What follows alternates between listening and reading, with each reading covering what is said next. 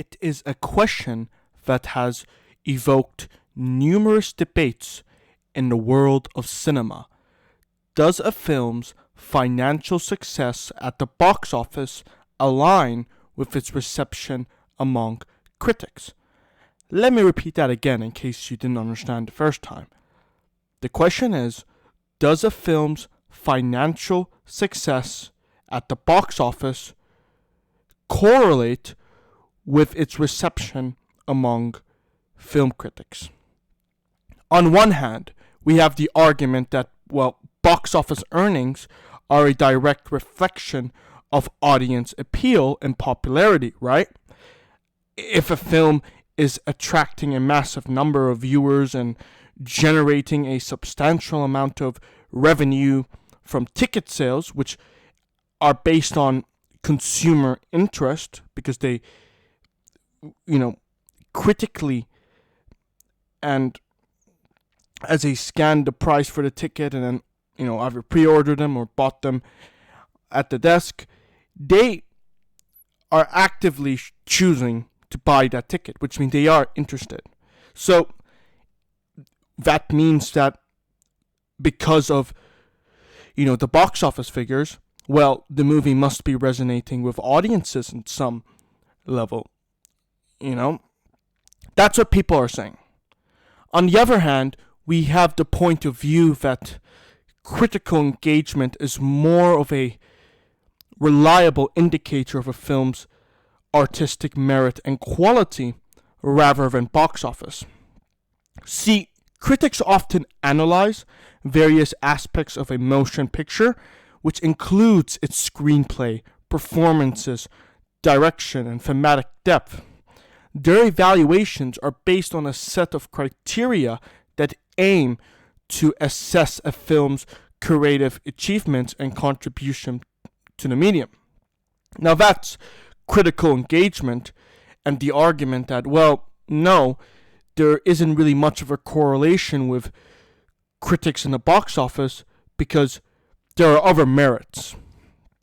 Alright, so I think that it's crucial to note that box office success and critical engagement, I believe they don't always go hand in hand. Ladies and gentlemen, there have been instances where films with immense commercial success received mixed or negative reviews from critics.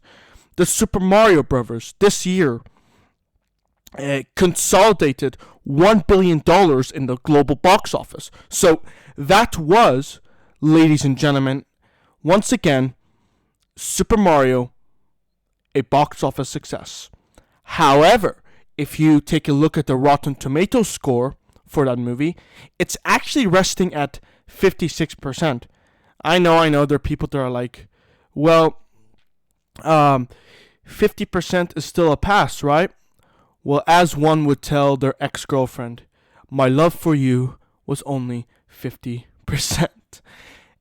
So, if you were to have an unsophisticated outlook on things, you might be like, okay, she loves me 50%. Or if you're, attracted to males, if you're a girl or gay, whatever, he loves me 50%. It's like, if you're unsophisticated, you'd be like, yeah, 50% still a pass. But you know very well that if it's not at at least 75% or 80%, right? Then it's kind of like, it's not really that good. So you might question that Rotten Tomato score and be like, okay, but the Super Mario Bros. Made $1 billion. That means people had to like it, right? Because $1 billion worth of people purchased tickets to watch a showing of the Super Mario Bros. In theaters. Well, listen, I think that those people seem to neglect a crucial variable here. Yes, critics gave Super Mario a low review score. However, it's very vital to consider that the majority of the consumers who bought the ticket for the Super Mario Bros. Are, family units. Because the Super Mario Bros.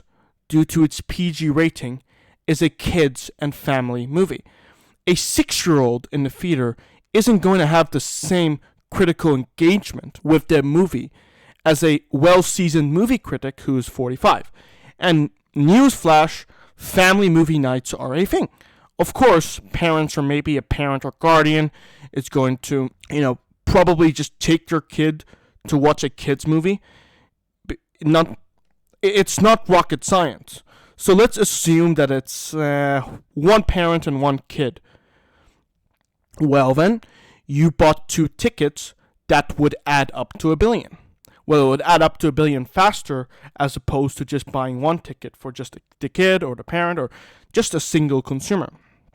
And if it's just the one kid, well, either way, even though it's going to contribute slower, it's still going to add up to $1 billion.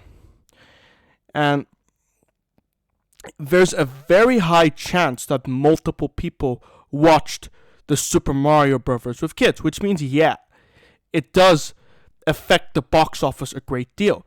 But that does not mean that the people on Rotten Tomatoes will say that the movie is good.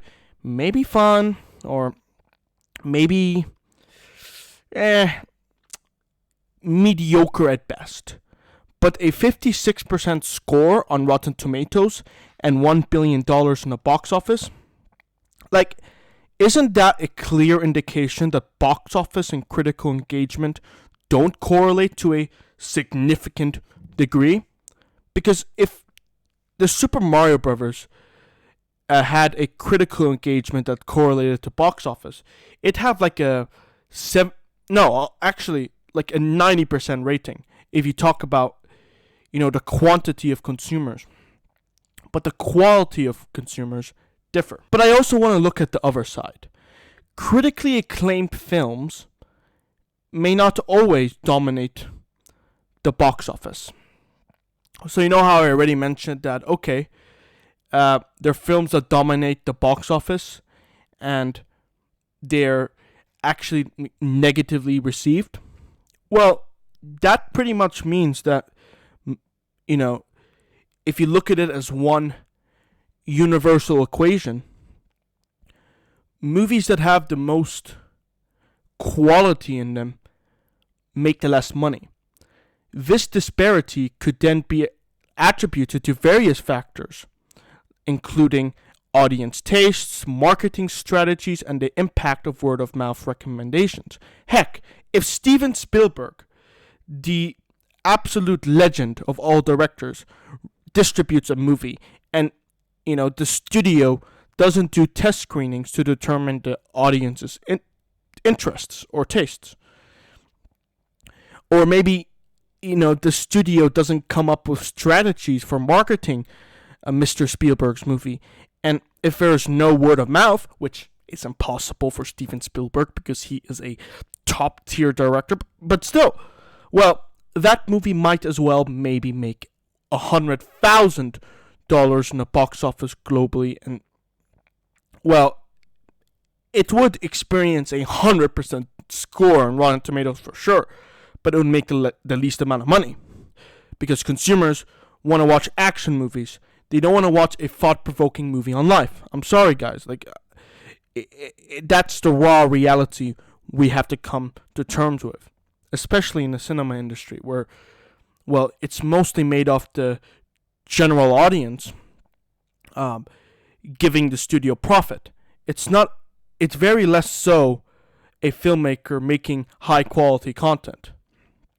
So, yeah, pretty much the Cheesecake Factory is going to have a lower appeal than McDonald's to the average consumer, if you catch my drift. This just shows that there is no correlation with critical engagement and box office numbers whatsoever. Box office and critical engagement are two isolated worlds that occasionally collide. See The Lord of the Rings, Return of the King as a perfect example for that. The box office and critical engagement collided for that Lord of the Rings movie. A collision that was well earned, dare I say. Whew! Anyway, my question for you now is, do you think that there is a significant correlation, if any, between box office and critical engagement rates?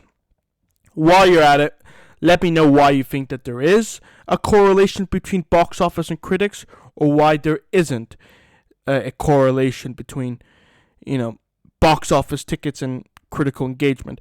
Whatever your valuable insights are, share them with me in the comment section below, or reach out to us through our Twitter inbox at Cinema Courtroom.